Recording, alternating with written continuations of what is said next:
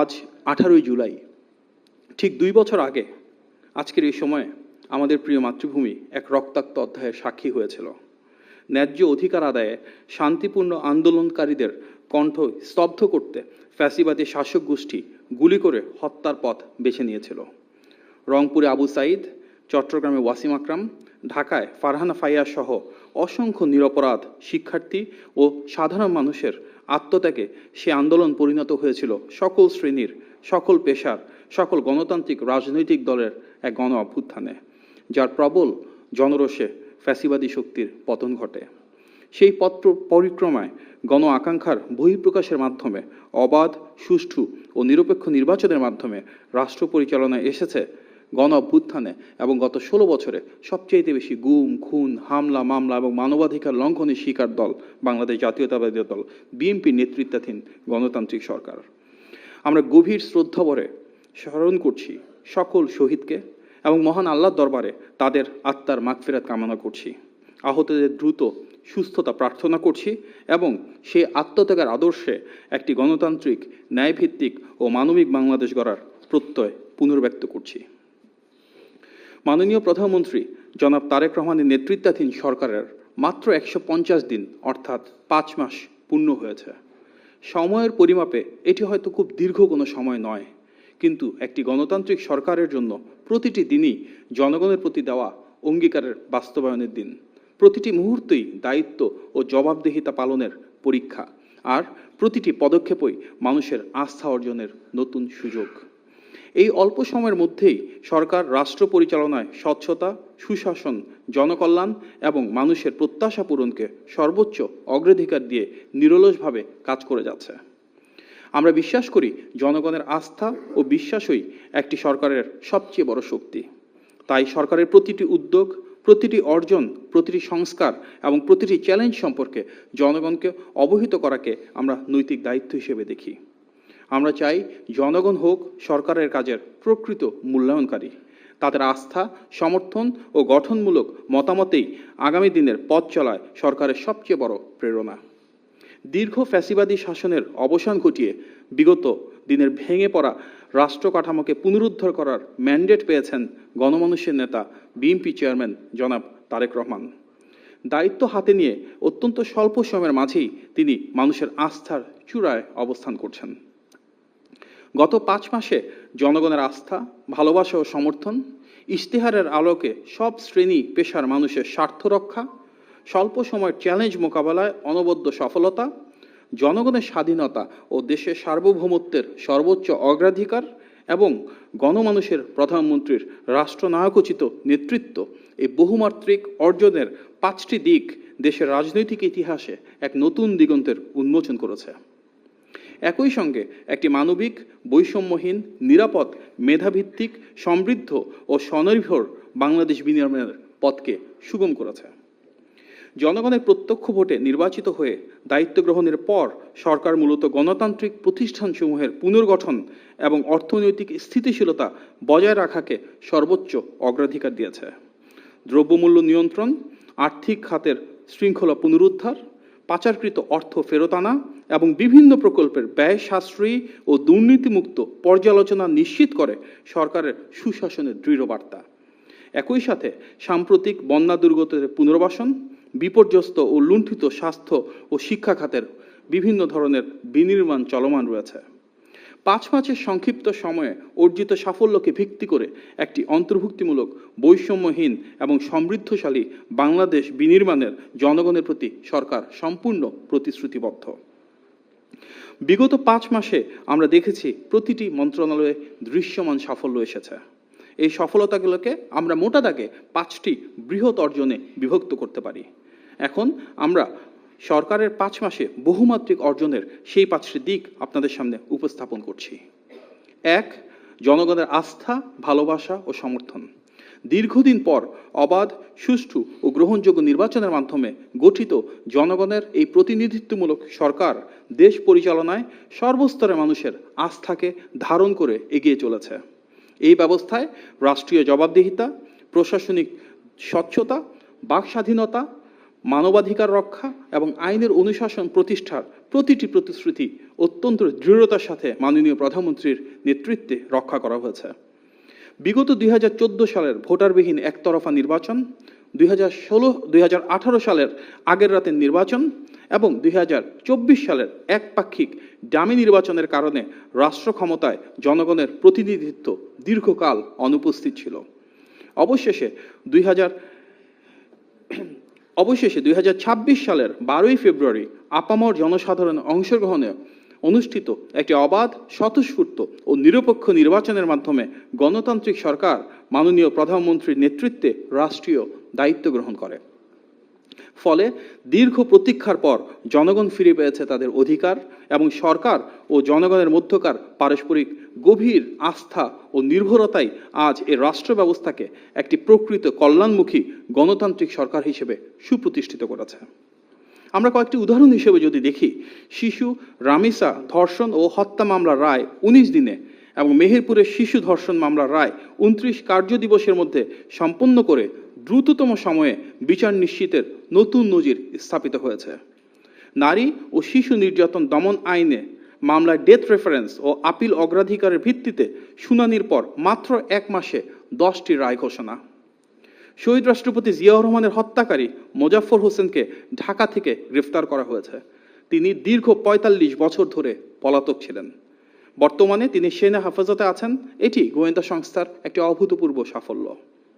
বহুল আলোচিত তনু হত্যা মামলার আসামি এবং শরীফ ওসমান হাদি হত্যা মামলার আসামিকে পার্শ্ববর্তী দেশ থেকে গ্রেফতার এবং দেশে প্রত্যর্পণের উদ্যোগ গ্রহণ করা হয়েছে। পুলিশের সাবেক মহাপরিদর্শক বেনজির আহমেদকেও ইন্টারপোলের সহযোগিতায় দুবাইতে গ্রেফতার এবং দেশে ফিরিয়ে আনার প্রয়োজনীয় আনুষ্ঠানিকতা চলমান। জুলাই আগস্টে ছাত্র জনতার গণ অভ্যুত্থানের প্রেক্ষিতে জাতীয় সংসদে জুলাই যোদ্ধাদের দায় মুক্তি আইন পাস। সন্ত্রাস বিরোধী আইনে কোনো রাজনৈতিক দল বা সংগঠনের কার্যক্রম নিষিদ্ধ করার বিধানকে সম্পৃক্ত করে জাতীয় সংসদে সন্ত্রাস বিরোধী সংশোধন বিল পাস এবং ফ্যাসিবাদী সে অপশক্তি আওয়ামী লীগের রাজনীতির ক্ষেত্রে আমাদের একটি প্রাতিষ্ঠানিক এবং সংসদীয় সিদ্ধান্ত গ্রহণ। আদালতে দণ্ডপ্রাপ্ত আওয়ামী লীগ নেত্রী শেখ হাসিনাকে ফিরিয়ে আনার লক্ষ্যে ভারত সরকার কাছে প্রত্যর্পণের যে বিষয় সেটি প্রক্রিয়াধীন। সাধারণ মানুষের আর্থিক স্বস্তি নিশ্চিত করতে বিদ্যুৎ ব্যবহারের প্রিপেইড মিটারে ধার্যকৃত অতিরিক্ত মাসিক চার্জ তাৎক্ষণিকভাবে প্রত্যাহার। গ্রামীণ স্বাস্থ্যসেবা জোরদার এবং সেই লক্ষ্যে উপজেলা হাসপাতালগুলোকে 101 শয্যায় উন্নীতকরণ। প্রতিটি ইউনিয়ন ও শহরের প্রতিটি ওয়ার্ডে থাকবে স্বাস্থ্য ইউনিট, যেখানে পাওয়া যাবে প্রাথমিক চিকিৎসা সেবা। উপজেলা হাসপাতালগুলোতে আইসিইউ সুবিধা সহ জরুরি বিভাগ, ইনডোর ও আউটডোর সেবা এবং আধুনিক প্যাথোলজি সুবিধা সার্বক্ষণিক চালু। প্রতিটি ইউনিয়নে প্রাথমিক হেলথ কেয়ার ইউনিট গঠন এবং ঘরে ঘরে স্বাস্থ্য পরীক্ষা বা হেলথ স্ক্রিনিং কার্যক্রম চালু। সংসদীয় কার্যক্রমের প্রথম 25 কার্যদিবসের মধ্যে অভূতপূর্ব দ্রুততার সাথে জনস্বার্থ ও রাষ্ট্রীয় সংস্কার সংশ্লিষ্ট 94টি বিল পাস, অর্থাৎ অন্তর্বর্তী সরকারের গৃহীত অধ্যাদেশগুলোকে আইনে রূপান্তর। যৌথ বাহিনীর উদ্যোগে ইতিমধ্যে চট্টগ্রামের সীতাকুণ্ডের জঙ্গল শ্রীরামপুর, যেটা দীর্ঘদিন ধরে সরকারের নীতির বাইরে গিয়ে সেখানে আমরা দেখেছি কিভাবে সন্ত্রাসের নানান কর্মকাণ্ড পরিচালিত হতো, সেখানে অভিযান চালিয়ে কোনো প্রাণহানি ছাড়াই এলাকাটিকে সন্ত্রাসমুক্ত করা, যার প্রভাব আমরা সারা বাংলাদেশে আইন শৃঙ্খলা পরিস্থিতির উন্নতির মাধ্যমে দেখতে পাচ্ছি। পরিবেশ সুরক্ষায় দেশ জুড়ে আগামী 5 বছরে 25 কোটি বৃক্ষরোপণের বিশাল সামাজিক কর্মসূচি। ঢাকাকে দূষণমুক্ত করতে প্রাথমিকভাবে 250টি সর্বাধুনিক পরিবেশ বান্ধব বৈদ্যুতিক বাস চালুর ঘোষণা। ঢাকা শহরের ট্রাফিক ব্যবস্থাপনা আধুনিক ও গতিশীল করতে বেশিরভাগ গুরুত্বপূর্ণ এলাকাকে এআই বা আর্টিফিশিয়াল ইন্টেলিজেন্স প্রযুক্তির ব্যবহার শুরু।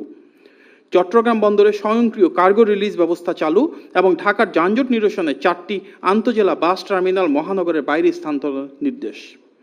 সুপরিকল্পিত অর্থনৈতিক ব্যবস্থাপনার ফলে মূল্যস্ফীতি হ্রাস পেয়ে এখন 8.71% এবং বৈদেশিক মুদ্রার রিজার্ভ বর্তমানে $36.58 বিলিয়ন রূপান্তর।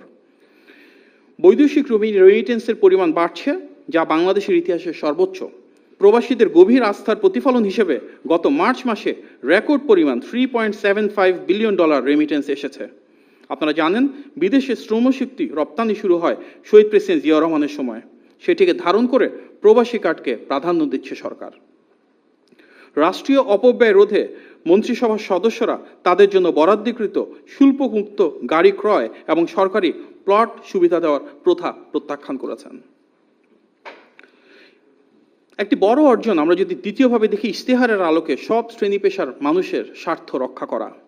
মাননীয় প্রধানমন্ত্রী তার নির্বাচনী ইশতেহারে সব শ্রেণী পেশার মানুষের ভাগ্য পরিবর্তনের যে যুগান্তকারী অঙ্গীকার করেছিলেন, জনগণের ম্যান্ডেট নিয়ে দায়িত্ব গ্রহণের পর ভোটের কালি শুকানোর আগেই তার বাস্তবায়ন শুরু হয়েছে। তিনি মানুষের দেওয়া এই ম্যান্ডেটকে ক্ষমতা হিসেবে নয়, দেখতে চান দেশ পরিচালনার দায়িত্ব হিসেবে। তিনি দীর্ঘকাল ধরে দেশের মানুষের ভাগ্য পরিবর্তনের জন্য ভেবেছেন, তার সেই চিন্তা ও রূপকল্প বারবার প্রদর্শিত হয়েছে সরকারের কর্মযজ্ঞে। তাই নির্বাচনের ইশতেহার বাস্তবায়নের প্রতি সর্বোচ্চ গুরুত্ব প্রদানের মাধ্যমে জনবান্ধব সরকার প্রমাণ করেছে যে এটি প্রকৃত অর্থেই সাধারণ মানুষের কল্যাণকামী ও অধিকার আদায়ের সরকার। নারীর ক্ষমতায়নের জন্য ফ্যামিলি কার্ড, কৃষকের জন্য কৃষক কার্ড, ক্রীড়াবিদদের জন্য ক্রীড়া কার্ড বিতরণ শুরু হয়েছে। প্রবাসীদের জন্য প্রবাসী কার্ড চালু হচ্ছে। প্রাথমিকভাবে ভিন্ন ভিন্ন কার্ড প্রদান করা হলেও সামনের দিনগুলোতে সমন্বিতভাবে একটি ইউনিভার্সাল কার্ড প্রদানের উদ্যোগ থাকবে। সরকার গঠনের এক সপ্তাহের মধ্যেই 12 লাখ ক্ষুদ্র কৃষকের 10,000 টাকা পর্যন্ত কৃষি ঋণ সুদসহ মওকুফ করার সিদ্ধান্ত বাস্তবায়ন করা হয়েছে।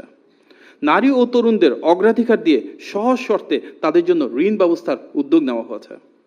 আইটি খাতকে চাঙ্গা করতে এবং ফ্রিল্যান্সারদের সামাজিক স্বীকৃতি দিতে 2 লাখ পেশাদার ফ্রিল্যান্সারকে রাষ্ট্রীয় আইডি কার্ড প্রদানের প্রলোভন রয়েছে। নিম্ন আয়ে ও সাধারণ মানুষের খাদ্য নিরাপত্তায় 55 লাখ পরিবারকে মাত্র 15 টাকা কেজি দরে চাল সরবরাহ নিশ্চিত করা হচ্ছে। সামাজিক মর্যাদা ও আর্থিক নিরাপত্তা নিশ্চিতের লক্ষ্যে ইমাম, মুয়াজ্জিন এবং বিভিন্ন ধর্মের উপাসকদের জন্য মাসিক বিশেষ ভাতার ব্যবস্থা চালু রয়েছে। সুবিধা বঞ্চিত শিক্ষার্থীদের কথা চিন্তা করে বিনামূল্যে স্কুল ড্রেস এবং পরিবেশ বান্ধব পাটের তৈরি স্কুল ব্যাগ প্রাথমিক পর্যায়ে ক্লাস 1 থেকে পর্যায়ক্রমে 5 পর্যন্ত দেওয়ার সিদ্ধান্ত ঘোষিত হয়েছে। শিশুদের মানসিক বিকাশ, সুস্থ বিনোদন ও খেলাধুলার সুযোগ তৈরি করতে নতুন করে স্পোর্টস প্রতিযোগিতা শুরু হয়েছে। দেশের লাখো পথ শিশুর স্থায়ী পুনর্বাসন, শিক্ষা, চিকিৎসা ও সুনাগরিক হিসেবে গড়ে তোলার লক্ষ্যে 420 কোটি টাকার একটি মানবিক প্রকল্প গ্রহণ করা হয়েছে। প্রথমবারের মতো জাতীয় তফসির প্রতিযোগিতার আয়োজন করেছে সরকার। এর অংশ নিতে আগ্রহী যোগ্য প্রার্থীদের কাছ থেকে ইতিমধ্যে আহ্বান করা হয়েছে অ্যাপ্লিকেশন। মানুষ গড়ার কারিগর শিক্ষকদের জীবনযাত্রা মানোন্নয়নে তাদের সম্মানী ও বেতন ভাতা পর্যায়ক্রমে বৃদ্ধি করার ঐতিহাসিক ঘোষণা এসেছে।